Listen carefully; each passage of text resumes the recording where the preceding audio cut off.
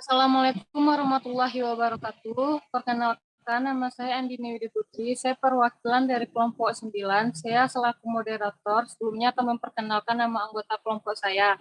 Yang pertama ada Alvin Ramadhani. Yang kedua saya sendiri selaku moderator. Yang ketiga ada Fatma Maisyarah. Yang keempat ada Luzia Yahya. Yang kelima ada Rifia Sadikah. Yang terakhir ada Septiani Aulia Rizky. Kami akan mempresentasikan judul materi kami tentang rekam medis dari pengelolaan informasi rekam medis. Di sini kami terdapat 5 pokok pembahasan. Yang pertama, profesi rekam medis. Yang kedua, profesionalisme rekam medis. Yang ketiga, kompetensi rekam medis. Yang keempat, pendidikan rekam medis. Dan yang kelima, ada kode etik rekam medis. Yang pertama, profesi rekam medis yang akan Pak Luzia, dipersilakan. Baiklah, saya akan menjelaskan tentang profesi rekam medis. Profesi rekam medis mengolah seluruh informasi disebut staf ahli informasi medis. Kemudian bertanggung jawab juga dalam pemanfaatan data rekam medis sebagai penelitian atau publisitas.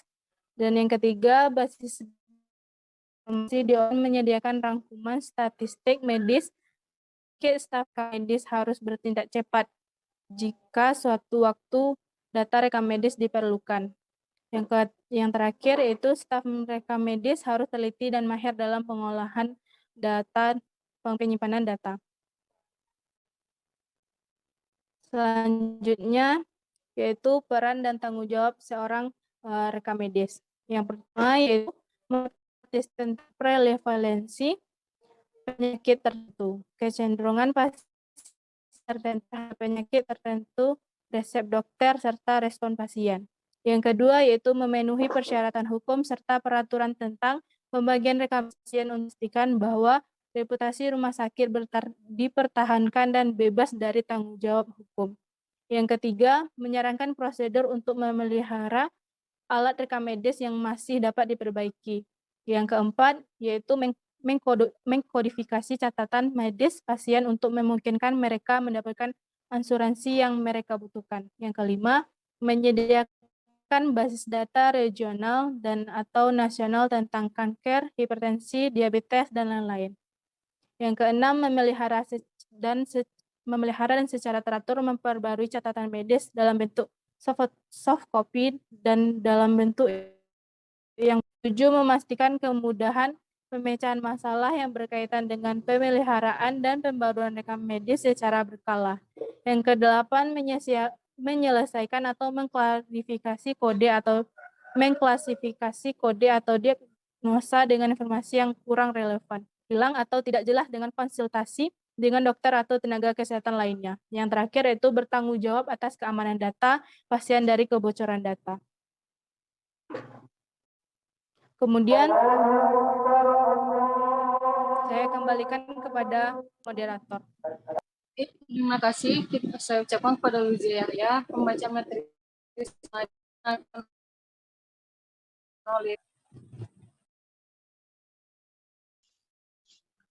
Baiklah, dilanjut untuk materi keterampilan dan pengetahuan teknisi rekam medis. Yang pertama, jadi keterampilan dan pengetahuan teknisi rekam medis harus memiliki keahlian, yaitu administrasi dan manajemen.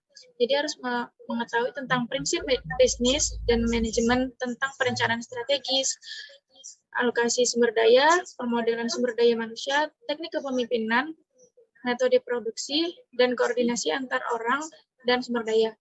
Lalu komputer dan elektronik itu harus mengetahui tentang papan sirkuit, prosesor, chip, peralatan elektronik, perangkat keras, dan perangkat programan. Lalu ada tubuh itu harus mengerti atau mengetahui tentang ilmu kedokteran, ilmu kedokteran gigi, pengetahuan tentang informasi, dan teknik.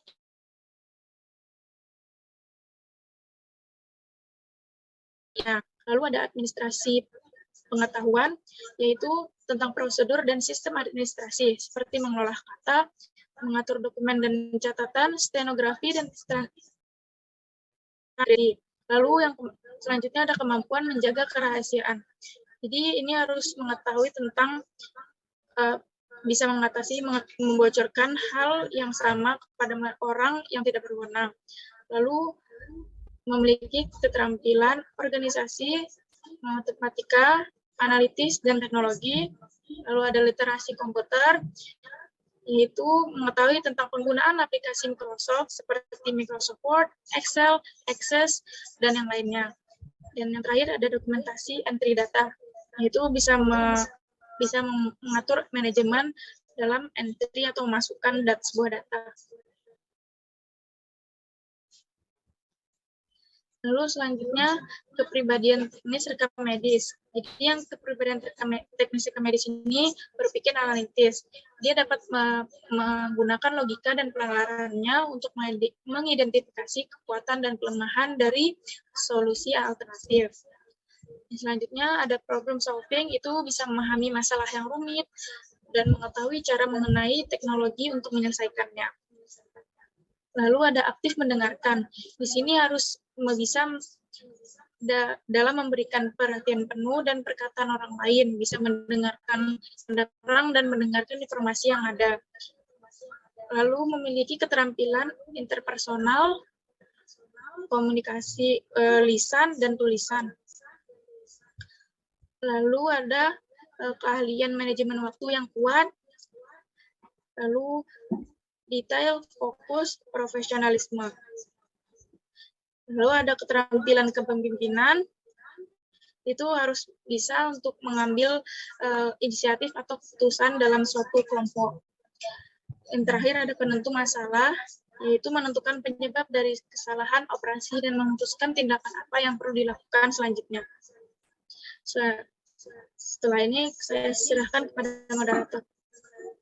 Baik, terima kasih Pak Rida. Selanjutnya materi yang selanjutnya akan dibacakan oleh Syahriar. Silakan.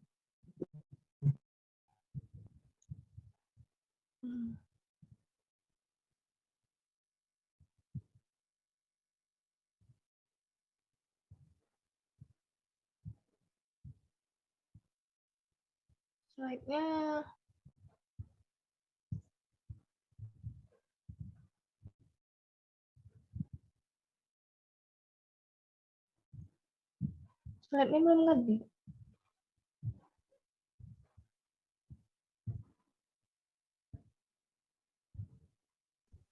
Udah slide-nya.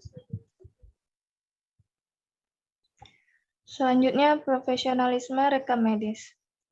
Yang pertama, meningkatkan keterampilan SDM rekam medis atau MIK dalam memberi pelayanan rekam medis.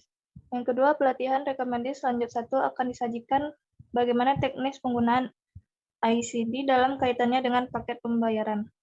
Yang ketiga, pelatihan rekam medis lanjut 2 akan disajikan bagaimana pengelolaan data rekam medis untuk membuat perencanaan dan program monitoring dan evaluasi. Lalu yang terakhir, rekam medis lanjut 3, profesional rekam medis dapat mempersiapkan akreditasi rekam medis di rumah sakit yang disajikan dalam bentuk workshop pelatihan tersebut di atas akan berlangsung selama 4 hari pada tanggal 1 sampai 4 di Bapelkes Depkes RI. Selanjutnya saya serahkan kepada moderator. Terima kasih kepada Maisha. Materi selanjutnya akan dijelaskan oleh Alvin. Kepada Alvin dipersilakan. Kompetensi rekam medis. Kompetensi rekam medis terdiri dari 7 poin. Pertama itu klasifikasi dan kodifikasi penyakit, masalah-masalah yang berkaitan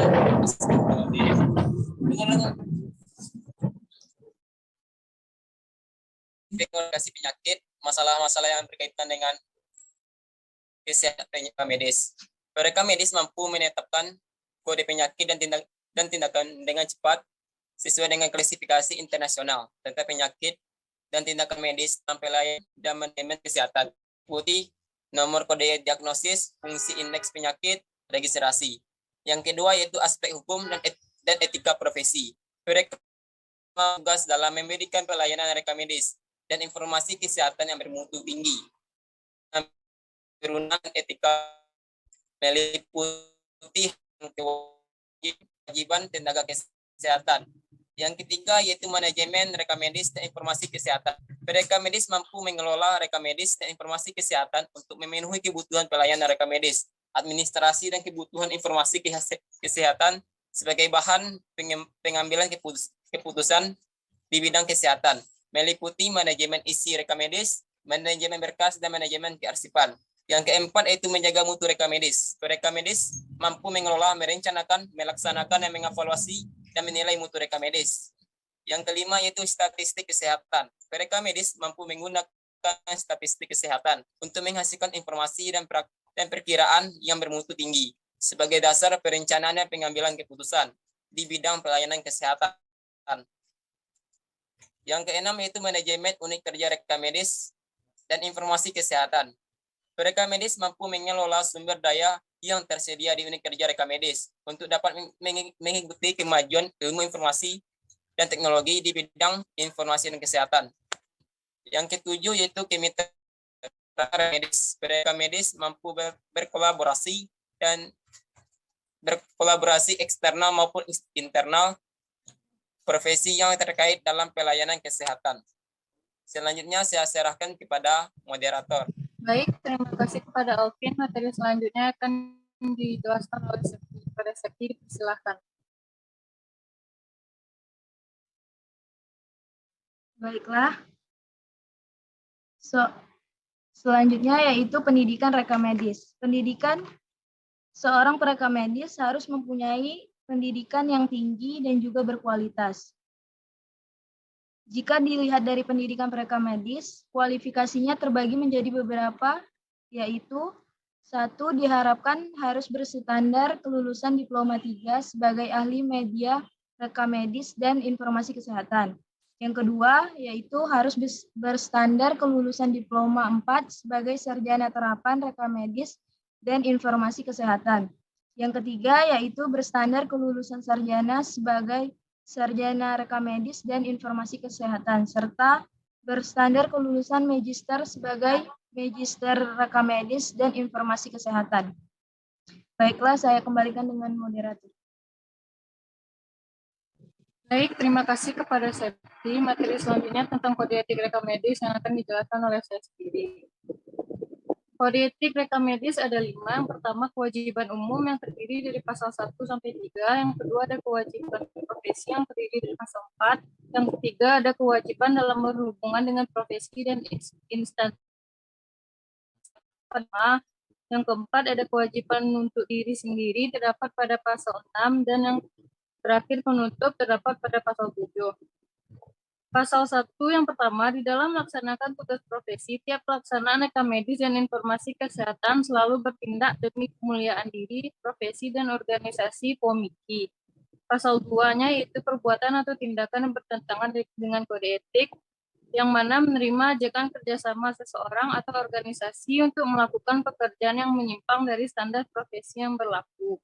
Pasal 3-nya ialah peningkatan pengetahuan dan kemampuan profesional, baik anggota maupun organisasi dituntut untuk meningkatkan pengetahuan, kemampuan profesi melalui penerapan ilmu dan teknologi yang berkaitan dengan disiplin ilmu rekam medis dan informasi kesehatan. Pasal 4-nya adalah setiap pelaksanaan rekam medis dan informasi kesehatan wajib mencegah terjadinya penyimpangan kode etik profesi. Pasal 5 ialah secara jujur memberikan informasi tentang identitas diri, kredensi profesi, pendidikan, dan pengalaman, serta rangkapan minat dan setiap pengadaan perjanjian kerja atau pemberitahuan yang berkaitan. Yang terakhir, pasal 6 adalah setiap pelaksana dan atau profesi rekam medis dan informasi kesehatan harus selalu menjaga kesehatan dirinya agar dapat bekerja secara baik. Penutup, pasal 7, setiap pelaksanaan dan profesi perekam medis dan informasi kesehatan wajib menghayati dan mengamalkan kode etik profesi perekam medis dan informasi kesehatan demi pengabdian yang tulus dalam pembangunan bangsa dan negara. Baik, mungkin sekian hasil dari diskusi materi kami. Apabila terdapat kesalahan atau kekurangan, mohon dimaafkan. Assalamualaikum warahmatullahi wabarakatuh.